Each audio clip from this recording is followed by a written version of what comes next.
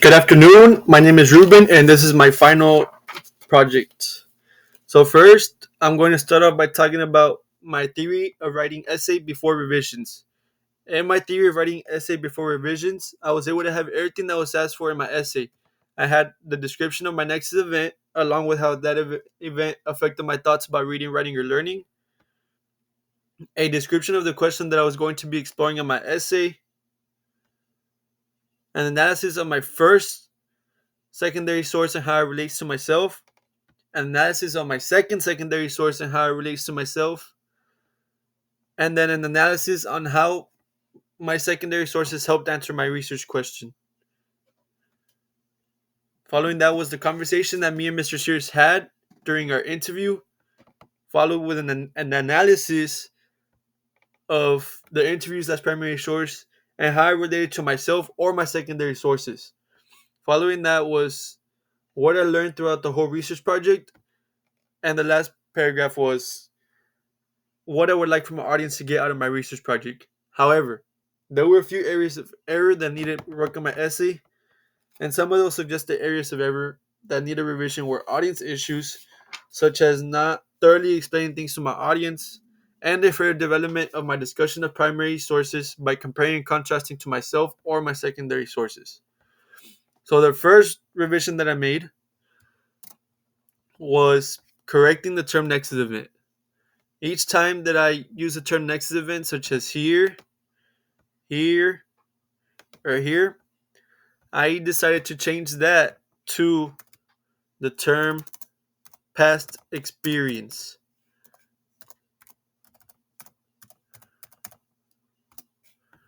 So, like there, there, there, and there. So, I made these changes because I realized that my audience is not aware of what the term next event means. This is because the term next event does not mean much to those who are not in our class. It has no meaning beyond our class. I was By doing this, I was attempting to provide my audience with a term that they were able to better understand. Since they do not know what next event means, they would probably feel lost reading my paper and not clearly understand the point that I was trying to get across with my paper. I wanted to provide them with a term that able to be, they're able to relate better to. So this change impacted my essay because there was less confusion about what I tried to meet my next event. It made it more clear that I am talking about my past experiences and how they impacted my thoughts about reading, writing, and learning. It basically made it more clear as to what I want from my audience to know. So this change had an impact on my audience by allowing them to better connect with what I'm talking about in the essay. When I first used the term next event, I was not wary that they had no idea what it meant. I realized that by changing the term next event into something more relatable to my audience, I was able to get my audience to understand what I'm talking about in my essay. I better engages my audience with my essay. So the next area of revision that I wanted to do was fixing a few sentences that I felt needed some work. One of them was this sentence right here: the problems that he would give us, and even with the homeworks. Another one was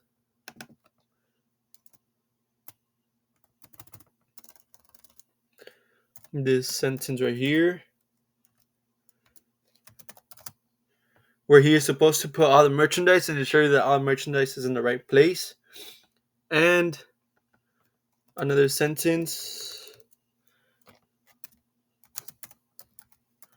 right here to show that the students knew that they were not going to learn by doing some of them, so they would find ways around it. So I corrected those to the first one was I corrected it to class and homework. The second one was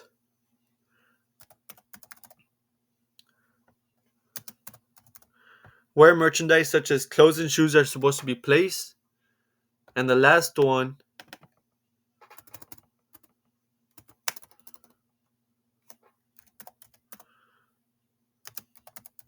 was I changed it to they were not going to learn by doing some of the activities that they were asked to do.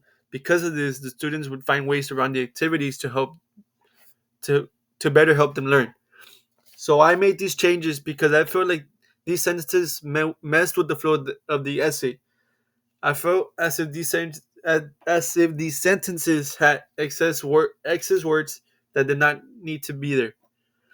So I was attempting to improve the flow of my paper by making these changes.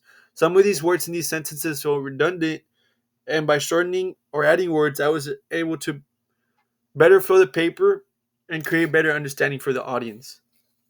So these changes impacted my essay because it created a better reading experience for my audience by not having redundant sentences. It makes my paper easier to read without having to be bored of those redundant sentences.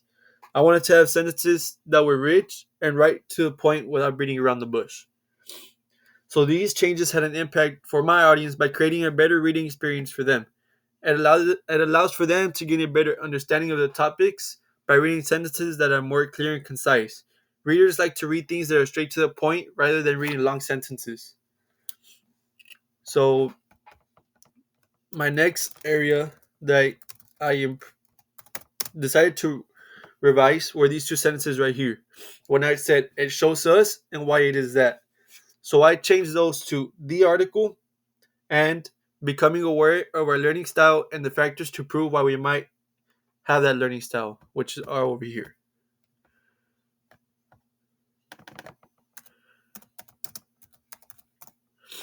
These two sentences right here. So I made these changes because I felt like I was not clear enough with what I meant by writing it shows us and why it is that. I feel like those terms are very vague and creates confusion for my audience. So I was attempting to improve the vagueness of the phrases it shows us and why it is that to provide my audience with a better meaning of what I meant by providing more specific terms. So these changes impacted my essay because it provided less vagueness and less confusion about what I could be talking about, and it makes my essay more specific rather than having my audience guess what I'm trying to mean. So these changes had an impact on my audience by providing them with specific terms. This leads them to not be confused about what I could be talking about in my paper. I want my audience to know specifically what I'm talking about rather than them having to come to a conclusion as to what it shows us and why it is that can mean. And the next areas of revision were a couple sentences that I decided to add down here. So it was, which means that in reality, although my major learning style might be kinesthetic learner, I will still have the other learning styles such as reading, writing, visual, and auditory as minor learning styles to be a complete student. As well as, for instance, if you don't like an instructor who teaches through lecture slides because you're an auditory learner, then after class you might want to look for videos over what the instructor covered during class to better understand the material. So I added these sentences to my essay because I felt like it would give a better meaning as to what I meant in the previous sentences, which are the sentences highlighted in orange. These two sentences highlighted in orange. And I also added them to give a better explanation as to what I meant to say, or in a way rephrasing the previous sentence. So like I said, I was attempting to rephrase what I meant in the sentences previous to them to give my audience a different view of what I meant. I wanted my essay to have sentences that break down some of the complex sentences. I know that my audience does not know the research that I did, so some of the ideas that I have might not make sense to them.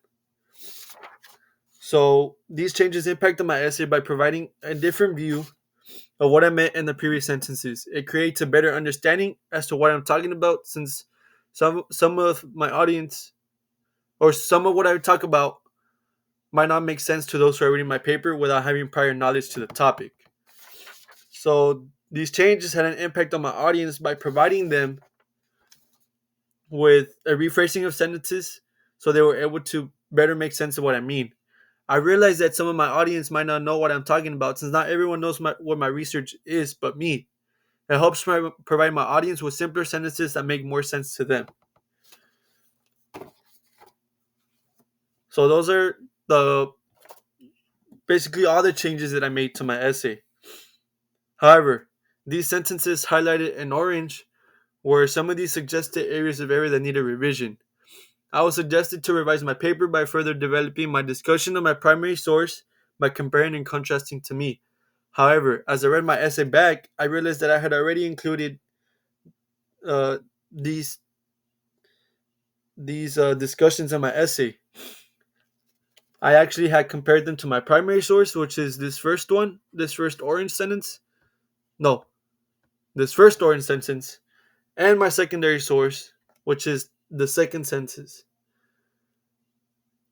But it actually helped me realize how important it is to compare and contrast to myself and my secondary sources in essays like these. Because in reality, we're writing an essay about how our past experiences shaped our thoughts about reading, writing, and learning. The audience needs to know how my primary and secondary sources compare and contrast to myself, and how it changed how I think about reading, writing, and learning after the research. Without comparing and contrasting and the reflection on how my thoughts about reading and writing and learning change, the essay does not make much sense and does not have a lot of meaning. So, what I learned through the process of writing this essay, I learned that revising and editing is a process that is very important. While we write our essays, we do not really put much thought into failing to correctly address our audience, making grammar mistakes, punctuation mistakes, or simple sentence mistakes that we make. However, after reading back, we're able to see all the simple mistakes that we make and how we can fix them. One important thing that I also learned is that when we revise and edit, we have to make sure that we essentially go and read word by word rather than skimming and looking for mistakes. This allows us to easily see mistakes that we made that we might not have seen before. When we skip through an essay, we do not really find mistakes because we're focusing on only reading and not really focusing on the mistakes that we might have made. Another important thing that I learned in the process of writing this essay is that drafting is an important process of writing an essay. By drafting, we're able to make mistakes without having to worry about messing up or making mistakes. To me, drafting is more like practice and the writing of ideas as to what I may be able to have down on the main paper. To me, without the concept of making drafts, we cannot become good writers because we're never able to see what works and what does not work in our essays. We need to be able to make mistakes and practice to see how we can make our final essay the best one that we have ever written. So I might apply what I learned in a future situation. Although I want to be a math teacher and revising an NT might not directly apply to math, there are still concepts of revising and editing that might apply to math. I will encourage my students to always go back and double check their answers and the way that they solve the problems, because the way that they first do things will never be perfect. It will be in their best benefit to always go back and check their answers so they make sure that what they are doing is right. That is the main thing about math that I always instill in my students. Always go back and check your answers because it is so easy to mess up in math. There are so many ways that you can get a math problem wrong, such as having a wrong negative, multiplying wrong, dividing wrong, using a wrong formula. So I will always make sure that they go back and check their answers before they submit something or before they turn in something. So now we're going to go to the second question. So first, so before coming into this course, sorry. So before coming into this course, there was a Nexus event that helped me realize that I was a hands-on learner. This Nexus event was when I was in my 8th grade algebra class. This is my Nexus event project, my thoughts before coming into this class. So this next event was when I was in my 8th grade algebra class. I started to become better aware of my hands-on learning through the teaching style of my teacher. While my teacher would teach, he would make us take down notes during the lesson and then use the notes that we had just made on our class and homework problems. He would do this to ensure that we were actually learning in his class and not just falling asleep. In reality, this was actually helping me learn the concepts of math easier and faster. This is what I feel is hands-on about math. being able to engage with a lesson by practicing problems through the use of class notes that we had just done. This is when I began to realize that I was actually a hands-on learner, since I was able to get a grasp of the content easily just by using class notes to do practice problems. So this was my first Nexus event. And my second one was the one that made me realize that I was not a good reader. When I took my PSAT my freshman year of high school and I came to the reading portion of the exam, I would attempt to read the excerpts, but I felt as if I was reading nothing. I felt like this because I did not know any reading strategies, and I would ultimately end up guessing on most of the questions because I felt like I did not know what I was reading. When we got the results back, there was a big difference between my math and reading scores. This is when to prove how bad of a reader I was because I did not know how to be a good reader or any strategies on how to become a better reader.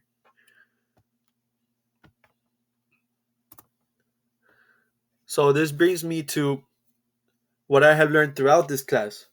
So the first thing I learned was that failing is okay as long as we learn from our failures. And I learned this from one of the articles that we were asked to read for homework for our KWL sheets, which was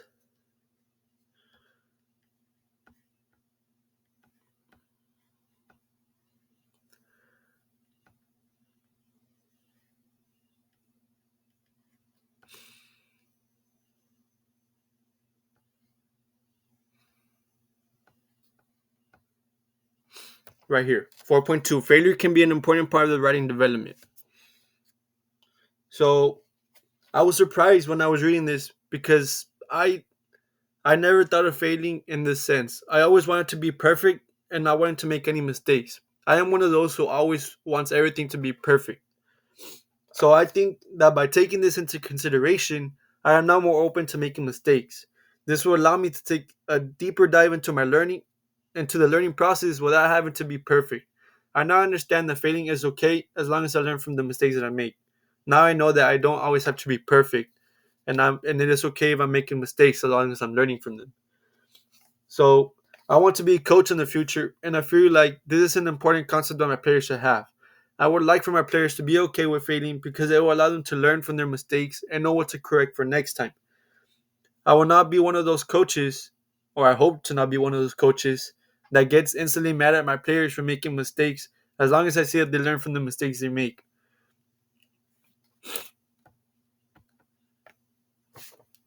So, which brings me to the second thing that I learned. So I learned that AI is not a bad source as long as we use it for the right reasons. So these are screenshots of how we use the AI to come up with research questions for our essay. So I was confused when we were asked to use ChatGPT to come up with research questions because I was always told that we should never use the AI and the AI was no good. It would just get us expelled from college. I was scared when we first used it because of what I had been advised, because I had been advised not to use it. So this was a new experience for me. So I think that by now seeing that it is okay to use the AI for things like research questions, I will now be more open to using the AI for other assignments. Obviously, I would not use it to write essays or to do assignments, but I would use it for the things that we used it in class, such as coming with interview questions, research questions, looking for academic journals, and simple things like that. So I was able to see that the AI is very useful when we use it for the right things, such as coming up with research questions. Because to be honest, I did not when we you told us to first come up with a research question, I blanked out and I did not know what to write down. So by using the I was able to choose one of these questions and make it my own. So I also want to be a math teacher in the future, and I feel like using the AI might help my future students in some ways. I might encourage them to use the AI for studying and ask the AI to generate example problems and questions to help them study. This will give them examples that I did not give them and allow them to better study by finding other ways to come up with math problems or other ways to study. So another thing that I learned was that we should not think of our learning style as only one. So I learned this from the interview that I had with Mr. Sears, which is right here. And I was shocked to hear that Mr. Sears say this in our interview because I always thought that my learning style was only hands on learning. However, he proved to me that this is wrong thinking. We should be open to learning and not the learning styles because it opens up many possibilities as to how we can learn and study. So it contradicts my thoughts about learning before coming into this class. So now coming out of this class, this interview has completely changed how I thought of them, and now I'm gonna be more open to studying and I don't know, watching videos, writing down more notes, and things like that. So this had an impact on me because it changed the way that I think of learning styles. I made me realize that if I only think as my learning style is only one, then I limit the possibilities of how I can learn and study. It changes the way I study now. Instead of only using hands-on methods to study, I now try to find ways to watch videos or take notes as a way of studying as well, as I mentioned earlier. It allows me to step out of my comfort zone and see a different view of the concepts that I am learning. Since I want to be a math teacher in the future, like I said, I'm going to try my best to not only teach and one type of learning style. I'm going to attempt to teach in many different learning styles so all my students are able to learn and then the ways that they learn best. I will also encourage them to use different ways of studying for exams as it can allow them to see the material in ways that they might not have seen before or just help them see different examples of ways that I have taught. So if they don't like the way I teach something and they go and use videos to find a different way, then that might help them best. So they might end up using that, which is fine because the way that I teach might not always best suit them. So the next thing that I learned was like the KWLs help break down readings and get a better understanding of what we were reading. So this was one of the KWLs that we worked on earlier in the semester. And I was encouraged to try these KWLs because, like I mentioned with my thoughts before coming into this class, I feel like I'm not a good reader. I feel like if I tried this, maybe I could finally find a way as to how I can become a better reader. I am always open to trying new ways of improving as a student, so I was very excited to see if the KWLs will help me become a better reader or help me create a better habit of reading strategies. So this had an impact on me because these worksheets did in fact help me become a better reader. By preparing for what I would like to know from an excerpt, it allowed me to read with a purpose. By reading with a purpose, it actually helped me pay better attention to what I was reading. Now I understand that one way to become a better reader is to always read with a purpose and be expecting what is going to be in the excerpt. So although I want to be a math teacher and the idea of reading with a purpose might not apply to math, I might encourage my students to choose a similar idea. I would want for them to do their math problems with a purpose because I know a lot of people don't like math. So by finding a way of answering math problems with a purpose, it will encourage them to actually want to do math for that moment. A way to doing this is maybe taking a guess on what it could be and then seeing if you're going to be right at the end. So that's one way that I think you can do math with a purpose. And the final thing that I learned was that I learned how to give feedback. This was one of the feedback sessions that we did at the very beginning of this course, and I was nervous when we were first asked to give feedback because I had never given feedback to anyone about their assignments before. I didn't even know how to give feedback to begin with. So that is what mainly made me afraid. I didn't know want my peers to feel bad about the feedback that I was going to give them. And this had an impact on me because now I know what it means to give feedback. It is not just straight up telling my peers what they did wrong or what they did right. It is more first giving praise and letting them know what they're doing well, and then asking questions and helping them reflect back on what they did, and then at last offer them suggestions as to what they can correct. I now know that there is more to giving feedback than just simply telling my peers what to do. There is a process as to how you should give feedback correctly in order for them to not feel bad about what they're doing wrong. So, like I have been saying, I want to be a math teacher, and I feel like that I will heavily use this concept when helping my students when they do not understand how to do a math problem.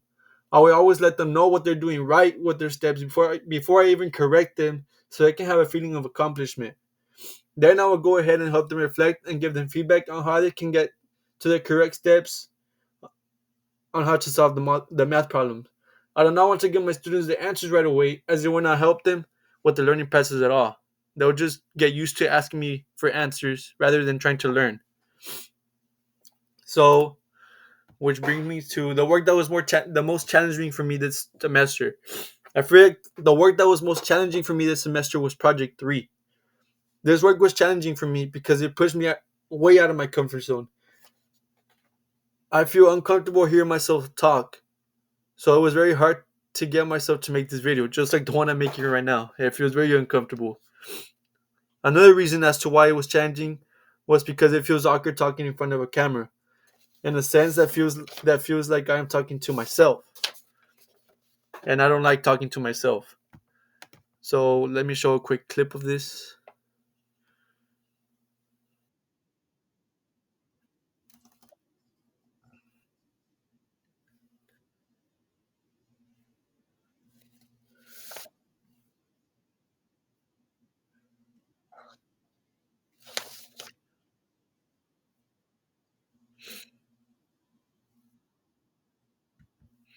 So as you can see, I was very nervous when making this video. So I overcame these challenges by just not thinking about it and just doing it. In my head, I just thought of it as if I was a YouTuber, and it helped me feel a little bit more relaxed. Although there was stutters here and there, I felt relieved when I finished the video because I was able to do something that was out of my comfort zone and something that I had never done before. So what I learned from this project was that although it may be challenging to step out of my comfort zone, it will feel so relieving once it is all done. I realized that I'm able to do things that are out of my comfort zone, and I can do anything as long as I don't think about it too much. I also learned that you can learn new things by doing stuff that is out of my comfort zone. Even though I already knew the information that I was talking about, it actually helped me remember the topics that I talk about in my essay better. By stepping out of my comfort zone when learning, I was able to see that we can see things in different ways, just like how I talked about in my essay. So the work that I was the most proud of this semester was my theory of writing essay, which was right here. So I'm most proud of this essay because I have never written an essay where we had to come up with our own research question. Before coming into the scores, I would usually have the prompt given to me to write the essay. I also have never written an essay where I have to use an interview as part of my paper. I actually have I actually have never interviewed a professor in general, so this was a new experience for me. I feel like this essay came out really good considering that this was a completely new experience for me.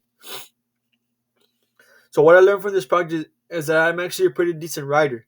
However, for me to write a good essay, I need to make sure that I'm always organized with my information. For instance, when reading my secondary sources, it was important for me to write down the information that I was going to use in my essay, such as the infographic notes that we used. And I also learned that making rough drafts is important in the writing process because we're never going to be perfect when writing essays. The more rough drafts that we make, the better that our final draft will be. This is because as we were making more drafts, we were seeing the mistakes that we previously made and using that to fix our mistakes and make our essay better. So now I understand why we did, what was it, like 4 drafts? So I'm able to see that helped us improve our essay and make it better over and over and over again until this final draft that we did. So this also ties back to revising and editing. I also learned that revising and editing is important when writing papers. When we actually sit down and look for mistakes, there are always so many that we there are when we actually sit down and look for mistakes, we actually see all the mistakes that we miss because we often just read over them.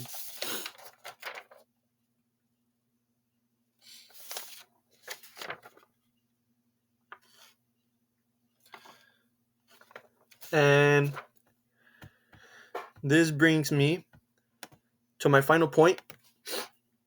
What I would like for you to pay attention as you evaluate my literacy nexus map for my final reflection is okay, restart. What I would like for you to pay attention to the most as you evaluate my literacy nexus map for my final is my reflection on how I learned that failing is okay as long as we learn from my failures, and also my final draft of my theory of writing essay. I feel like you should pay the most attention to my reflection about how I learned that failing is okay as long as we learn from our failures, because this is something that stuck to me the most about throughout this class. This is something that I will take beyond this class and hopefully apply this ideology to my future students when I become a teacher. I also want you to focus on my theory of writing essay, because I feel like this is one of the best essays I have ever written. I put so much effort into this essay, and I feel like all this work that I put into this essay really paid off. And I hope that you are able to see how much work that I put into this. And that concludes my final project. And thank you.